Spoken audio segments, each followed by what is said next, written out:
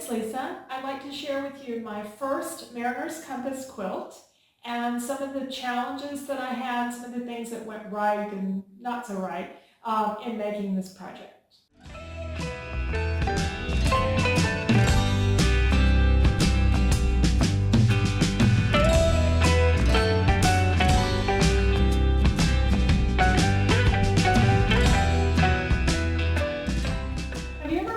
Fabric store and you saw fabric and you thought, I just have to have this. Doesn't really fit into the projects I'm working on, but I love it. If I don't buy it, it'll get gone and I won't be able to get it again. Well, of course you have, because that's how we end up with our stashes, isn't it? To buy all these beautiful fabrics that we just love. But if you had the experience also, as soon as you leave the fabric store thinking, why did I buy that? That's really not the direction I'm going. Well, that's where I was with these fabrics. These are Tim Holtz fabrics, and if you follow me in paper crafting and other paper crafters, you recognize the vintage style of his work, and they're beautiful fabrics, and I was really captivated by them a few years ago. But the reason they weren't really my style anymore is because many decades ago when I first became a homeowner, I had a house, and the money to fill it really wasn't there, like for a lot of people with their first home. So I turned to the antiques in my family that nobody wanted. And the main thing they were was free. And I also love antiques, so I added a few more pieces, and I enjoyed them for many years, but in the last few years I've wanted to pare those back a bit and keep just the pieces that I really liked. And none of these were super valuable. These were just things that were my family, things that I liked. And so I'm kind of moving away from that vintage antique kind of thing. So it's easy to see how I got attracted to this fabric, but it really wasn't the direction I wanted to go in. So I buy the fabric, I bring it home, I put it up, and recently, a few months ago, I pulled it back out. I was going through my stash. I've been really trying to work through and move a lot of stuff out and not buy a lot more fabric. So I kind of got down to this fabric, and I thought, what do I want to do with it? From the beginning, I thought that for some reason, I believe that these looks, and you can kind of see from some of the little pieces that I have left with the maps and things, for some reason I thought that would look good with Mariner's Compass. Maybe it's the map fabric that I had here, but that's just sort of what I had in mind doing. I'd never done Mariner's Compass blocks.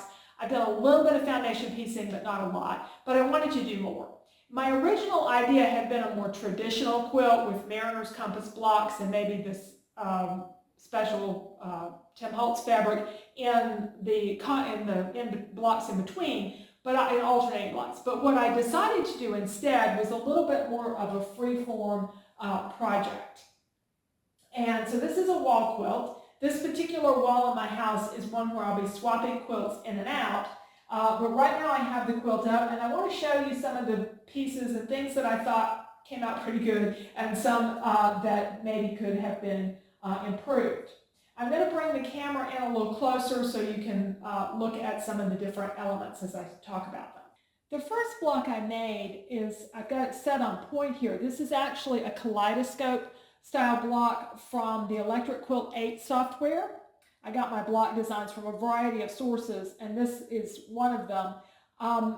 And I really loved how the shading came out with the colors that I chose, all but one. And I used some scraps for some of these, so I really didn't have anything else left. So once I made it, I was kind of invested in those, and I really couldn't remake it. To correct what I found was an issue with this very light pink fabric.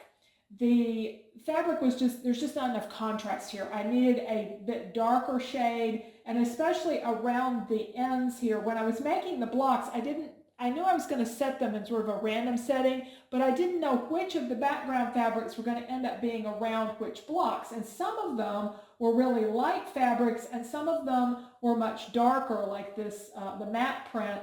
And in this case, I really needed a little bit darker ones here and then lighter ones in some of the other places. But what I ended up with was these triangles that needed to be a darker color.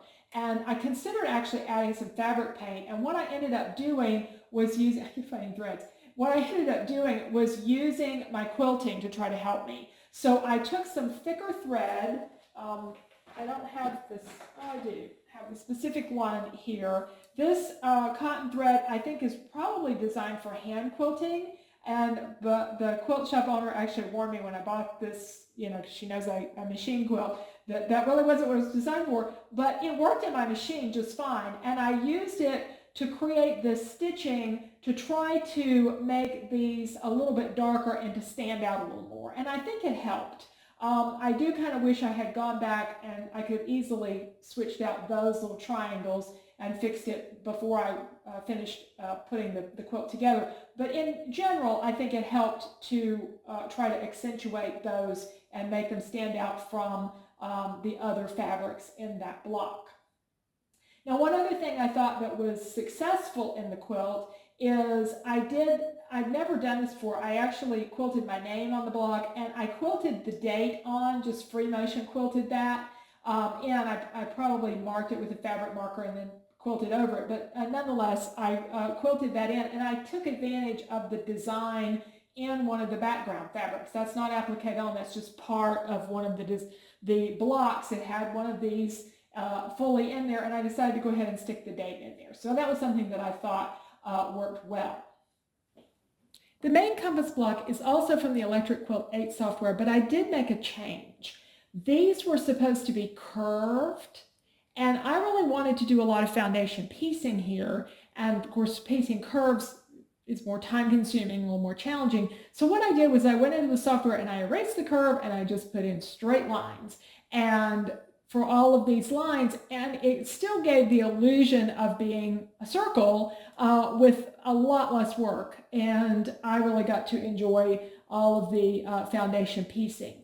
And then to quilt this block, I did some very fine detail quilting in black on black right here to kind of make the other blocks or the other triangles show up a little bit more, and I just did really simple lines here. It's not perfectly round, it's not perfectly level up here, but in general, I think it gives a really good compass. So I'm pleased with how that came out.